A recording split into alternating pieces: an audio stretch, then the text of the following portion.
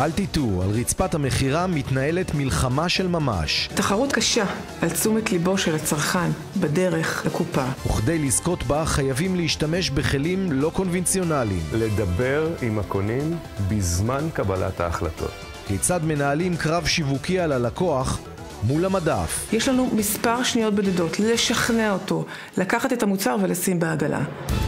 כבר יותר מ-20 שנה שבחברת הדיה מתייחסים לנראות בנקודות המחירה כאל מדע של ממש. בהדיה פותחה שפה בינלאומית לנראות קמעונאית. מערך של פתרונות לכל סוג של פעילות בעולם הקמעונאות. מרגע קבלת ההחלטה שאנחנו עולים עם הדיה, אני סמוך ובטוח שהפעילות הזאת מתבצעת בצורה טובה ביותר.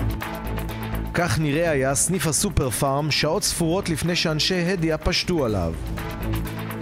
אבל בואו נלך קצת אחורה. זה מתחיל עם שלב החשיפה של תוכניות שנתיות, ואז עבודה באמת שוטפת, רציפה, חודשית. בבית הדיה מתכנס הצוות המקצועי לישיבת עבודה. חבר'ה, למה לא רגע להסתכל על כל התמונה? בסופה ידע כל גורם מה המשימה העומדת בפניו. כאן בעצם נכנסת המקצועיות של הדיה לפעולה. ממש בזמן שאנשי השטח של הדיה עובדים מול רשתות השיווק וסוגרים את הפרטים הקטנים, התהליך היצירתי מתקדם בסטודיו בבית הדיה והקמפיין לובש פנים. יש לי תחושת ביטחון שאני יודעת שיש מי שנותן לי מענה, יש מי שעוקב, יש מי שאכפת לו. סינרגיה של עבודה משותפת עם הלקוח, יחד עם הצוות המקצועי שיש לנו פה בהדיה. המעקב המקצועי צמוד לכל אורך הדרך, משלב ההפקה ועד היציאה אל הסניפים. זה לעבוד ברגעי לחץ של מהיום למחר אספקה.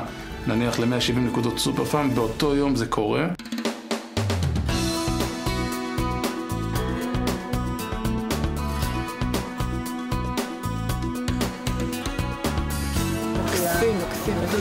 סוגרים מעגל שמבחינתנו ב-360 מעלות המלא של הגיעו לקוחות וראו את הסיפור המלא בצורה טובה, חזקה, ברורה ועוצמתית על רצפת המחירה. אנחנו מייצרים סוג של דיאלוג מול הצרכן, מול הקונה בנקודת ההחלטה.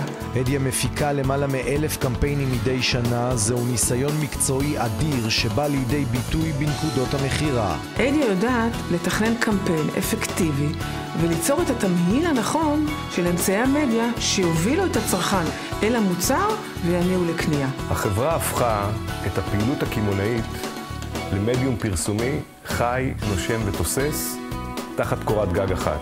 יצירתיות, מקצוענות ותוצאות מוכחות בנקודות המחירה. זה מה שהדיה מביאה.